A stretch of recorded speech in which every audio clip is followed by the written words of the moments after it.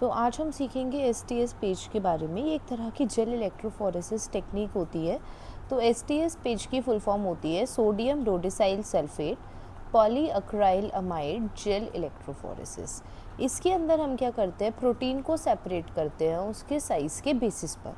ठीक है, तो अब क्या होगा, जो प्रोटीन का साइज़ बहुत छोटा होगा वो ज़्यादा डिस्टेंस ट्रैवल करेंगे, और ऐसे प्रोटीन जिनका साइज़ बहुत बड़ा है वो बहुत स्लो मूव करेंगे। हमें सैंपल के साथ में कुछ प्रिपरेशन करनी होती है, तो हमने क्या किया, प्रोटीन का सैंपल लिया, उसके अंदर हम डालते हैं एसटीएस।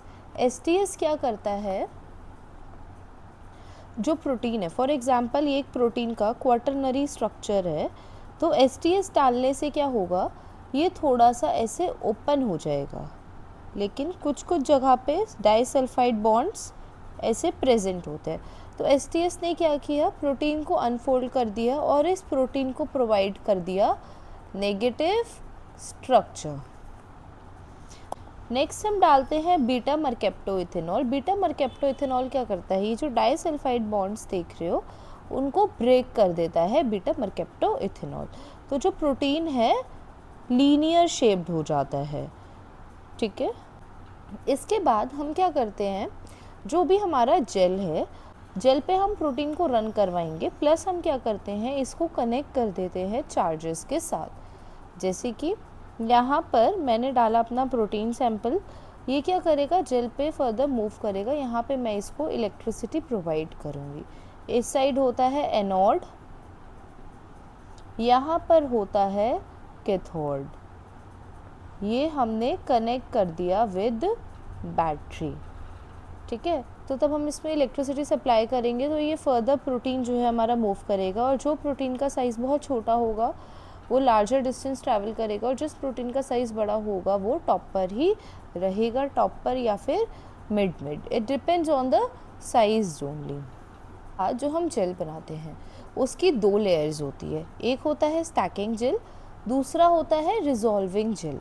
स्टैकिंग जेल में क्या होता है, हमने फॉर एग्जांपल पानी लिया, पानी के अंदर हमने लो परसेंट ऑफ अक्राइल अमाइड ऐड कर दिया। रिजॉल्विंग में हम क्या करते हैं, वाटर के अंदर हाई परसेंट डालते हैं, ज़्यादा अमाउंट डालते हैं अक्राइल अमाइड की as comparison to the stacking gel. इसकी वजह से क्या होता है, जो यहाँ पे एक चीज़ ये गलत है, इधर लार्जर पोर्स क्रिएट हो जाते हैं। जो स्टैकिंग जेल है उसके अंदर थोड़े बड़े बड़े पोर्स हो जाते हैं क्रिएट, और जो रिजॉल्विंग जेल है उसमें जो पोर का साइज़ है वो थोड़ा छोटा होता है। अब ये जो पोर्स है इनका क्या फंक्शन होता है, तो दोनों जगह पे दोनों का डिफरेंट फंक्शन है। रिजॉल्विंग जेल में क्या होगा, साइज़ के बेसिस पर हम उसको सेपरेट कर पाएंगे, और इसमें क्या होता है, स्टैकिंग जेल के अंदर वो प्रोटीन को अलाइन करता है एक प्रॉपर सीक्वेंस के अंदर। उससे पहले स्टेप्स बताने से पहले हमने जैसे जेल प्रिपेयर किया तो वो कुछ इस तरह से दिखता है। टॉप पे होता है हमारा स्टैकिंग जेल, नीचे होता है रिजॉल्विंग जेल। स्टेप्स बता रही हूँ मैं, उससे पहले हमने क्या किया, एक कास्टिंग ट्रे ले ली, एक हमने फ्रेम ले लिया, उसके अंदर मैंने दोनों साइड पर ग्लास स्लाइड इंसर्ट कर दी, ग्लास स्लाइड लगा दी। अब मैं क्या करूँगी, यहाँ पर इसको आधे से ज़्यादा फिल कर दूँगी विद रिजॉल्विंग जेल। इसके अंदर मैंने ऐड कर दिया रिजॉल्विंग जेल। अब मैं क्या करूँगी, यहाँ पर लगाऊँगी कॉम्ब। कॉम्ब हम इसलिए लगाते हैं ताकि यहाँ पर वेल्स क्रिएट हो जाए।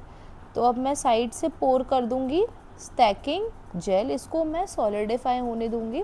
कुछ टाइम बाद मैं बहुत आराम से ये जो कॉम्ब है उसको रिमूव कर दूँगी, ताकि जो हमारा जेल है मेक श्योर वो ब्रेक ना हो, उसको बहुत ध्यान से हमें लेना है। स्टेप्स पे अगर हम आए तो first step is the sample preparation.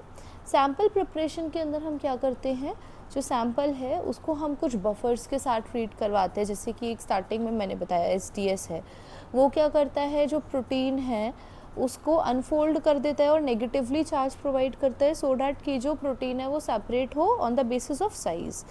ठीक है, सेकेंड हम उसके अंदर डालते हैं beta mercapto ethanol. Beta mercapto ethanol क्या करता है, उसको लीनियर शेप प्रोवाइड करता है बाय ब्रेकिंग डाइसल्फाइड बॉन्ड्स।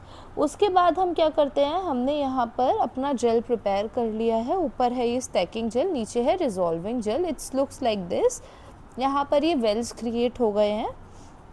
अब हम लोड करेंगे सैंपल को, तो उसमें हम कैसे करेंगे, यहाँ पर ये जो फर्स्ट वेल है, यहाँ पर जो मैं सैंपल लोड करूँगी वो होता है नोन सैंपल।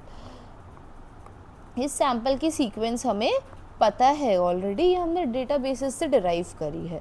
और ये जो बाकी के वेल्स देख रहे हो, इसके अंदर हम अपना डालते हैं सैंपल जिसका हमें साइज आइडेंटिफाई करना है। अब क्या किया हमने, इसको कनेक्ट कर दिया विद एन इलेक्ट्रिक फील्ड से कनेक्ट किया।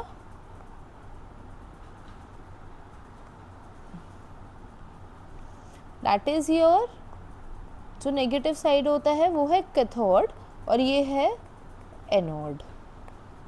मेक श्योर कि ये जो भी हम असेंबल करें वो राइट डायरेक्शन में करें। फॉर एग्जांपल मैं इसका रिवर्स कर दूँ, यहाँ पर पॉजिटिव की जगह नेगेटिव लगा दूँ, इधर पॉजिटिव। अब प्रोटीन का साइज़ ही ऑलरेडी नेगेटिव है तो वो क्या करेंगे, इस जेल के बाहर मूव कर जाएंगे। हमें यहाँ पे कोई रीडिंग्स इसके अंदर देखने को नहीं मिलेगी।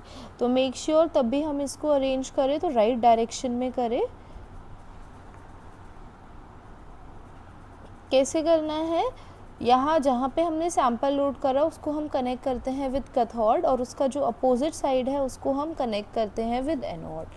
अब यहाँ पे क्या होगा, ये जो हमारा सैंपल है इसके अंदर का जो प्रोटीन है और जिसका हमें साइज़ आइडेंटिफाई करना है वो इसमें मूव करने लगेंगे। अब जैसे मैंने स्टैकिंग जेल का फंक्शन बताया, ये क्या करता है, प्रोटीन को अलाइन करता है एक प्रॉपर डायरेक्शन के अंदर, ठीक है, कि ताकि जो भी सारे प्रोटीन्स हैं वो रिजॉल्विंग जेल में एक साथ पहुँचे। ऐसा ना हो कि कुछ पहले जा रहे हैं कुछ बाद में। अब क्या होगा, जिन प्रोटीन का साइज़ बहुत छोटा है वो बिल्कुल एंड तक पहुँच जाएंगे, ठीक है, और जिन प्रोटीन का साइज़ बड़ा है वो यहाँ रहेंगे और उससे बड़े वाले प्रोटीन उससे ऊपर रहेंगे, ठीक है। तो इस बेसिस पे हम ये इलेक्ट्रिसिटी के बेसिस प्रेजेंस में इसको रन करवाते हैं। तो हमने इसको जेल पे रन करवा दिया। लास्ट स्टेप है हमारा स्टेनिंग। स्टेनिंग के लिए हम डालते हैं, क्योंकि ये जो डाई है ये हमें दिखती नहीं है, जो हमारा सैंपल है वो हमें नेकेड आई से नहीं दिखेगा, तो उसके लिए हमें स्टेन डालना होगा। तो जो हम स्टेन यूज़ करते हैं दैट इज सिल्वर स्टेन। तो हम कौन सा स्टेन डालते हैं, सिल्वर स्टेन, तो उस वजह से हमें दिखता है, ठीक है। नाउ अब हम देखेंगे पोजीशन कैसी होती है प्रोटीन की। जैसे कि अब हम तब अपना सैंपल प्रिपेयर करते हैं तो उसमें STS बीटा मरकैप्टोएथेनॉल के अलावा और भी चीज़ें डालते हैं, बफर वगैरह, जिसमें बहुत सारी चीज़ें प्रेजेंट होती है। तो अगर हम स्टैकिंग जेल में उसकी पोजीशन देखें तो सेंटर में स्टैकिंग जेल जो ऊपर वाला होता है उसका pH भी एक बार देख लो, इसका होता है 6.8, रिजॉल्विंग का होता है 8.8। स्टैकिंग जेल के अंदर सेंटर में होता है हमारा STS प्रोटीन, ऊपर होता है ग्लाइसिन और क्लोरीन होता है बीच में। लेकिन जैसे ही वो रिजॉल्विंग जेल में पहुंचता है तो जो हमारा प्रोटीन है वो टॉप पे रहता है, उसके नीचे होता है ग्लाइसिन, उसके नीचे होता है chlorine. In case of any doubt please comment me.